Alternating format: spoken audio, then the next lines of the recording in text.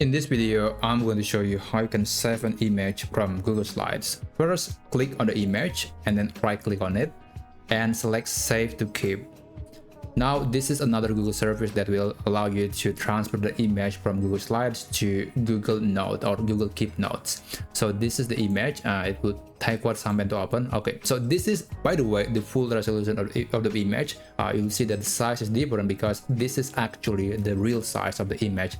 And when you're done, you can basically just right click on it and save the image normally, but you wouldn't get the maximum resolution of that image.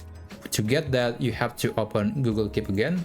Just go to keep.google.com and it will show you this recent note that has been created from this slide. So just open that and you can right click on it, open a new image, open the image in a new tab, and you will see that this is the highest resolution of this image. And after that, you can right click on it and save it manually to your computer. And that's how you can save an image from Google Slides.